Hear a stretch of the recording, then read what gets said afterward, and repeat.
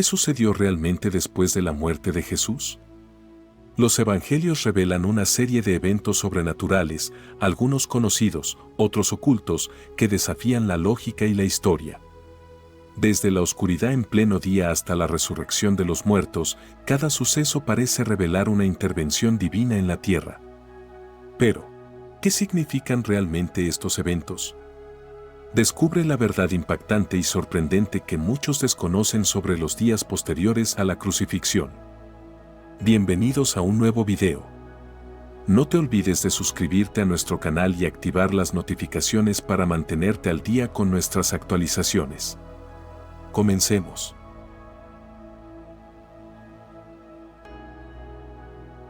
Número 1. La oscuridad. Este hecho no ocurrió después de la muerte de Jesús, sin embargo, es el inicio de una serie de señales interesantes con las que el Padre empieza a manifestarse por la crucifixión de su unigénito. Según Marcos, capítulo 15, versículo 25, Jesús fue colocado en la cruz a las 9 de la mañana.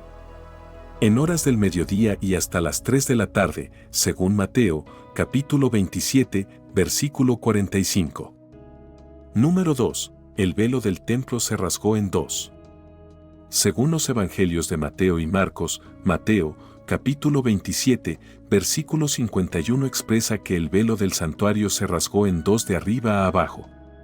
Se trataba de una cortina con la que, según algunos eruditos bíblicos, se separaba el resto del templo de la habitación o cámara en la que Dios estaba presente. A este lugar solo accedía una vez al año el sumo sacerdote. El hecho de que el velo se haya rasgado representaba la destrucción de la barrera entre Dios y el hombre, barrera que derrumbó Jesús con su muerte. Otros estudiosos de la Biblia han sugerido que el velo separaba la corte de los judíos de la corte de los gentiles. Esto encontraría sentido cuando Pablo menciona en Efesios, capítulo 2, versículo 14, que Jesús acabó con el muro divisorio entre judíos y gentiles. El muro que aludía a la cortina era en sí el odio que impedía que todos formaran un solo pueblo. Número 3. Otro de los eventos registrados después de la muerte de Cristo fue un terremoto. Este terremoto no era común, parecía más bien un hecho sobrenatural.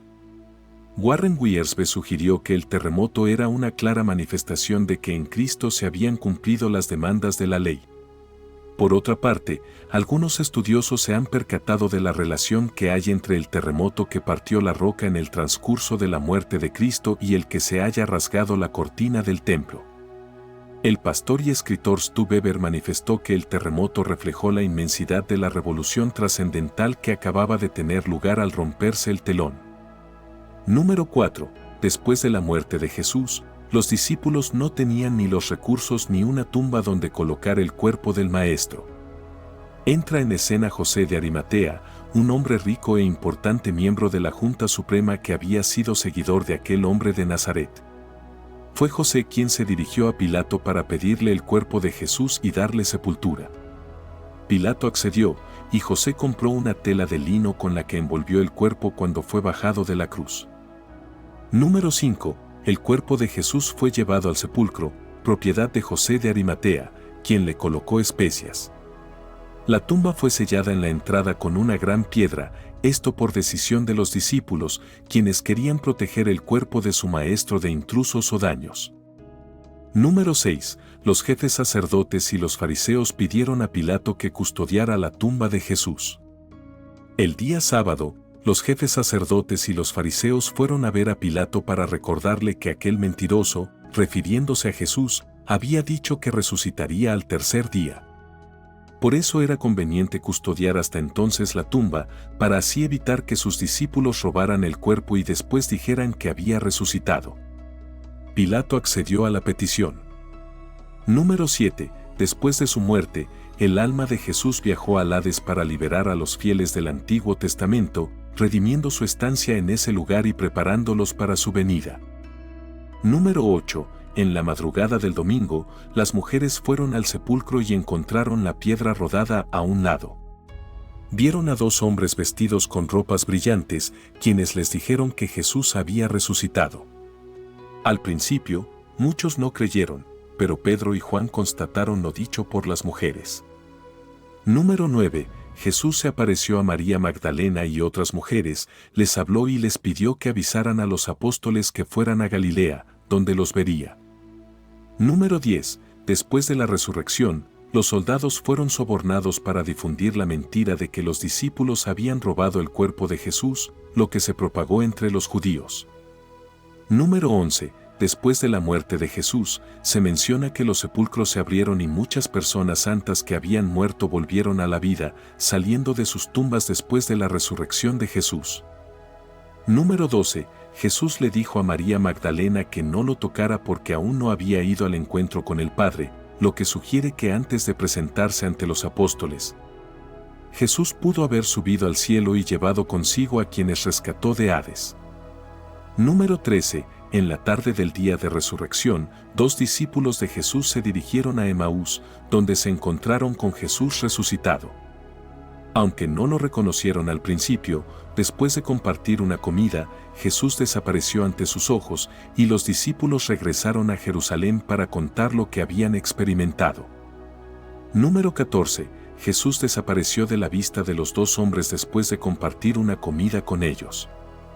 Los hombres, al darse cuenta de que era Jesús quien había estado con ellos, regresaron a Jerusalén para reunirse con los apóstoles. Número 15. Jesús se apareció a los apóstoles después de la resurrección, mostrándoles sus manos y su costado para disipar sus dudas. Los presentes quedaron convencidos y fueron a anunciar lo que habían visto. Número 16. Tomás inicialmente dudó de la resurrección de Jesús y dijo que no creería a menos que viera las heridas en las manos de Jesús. Después, cuando Jesús se apareció nuevamente y le mostró sus heridas, Tomás se arrepintió de sus dudas.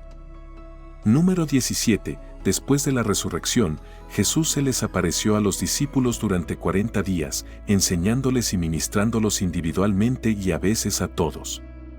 Muchas de las cosas que dijo e hizo en esos 40 días no están escritas.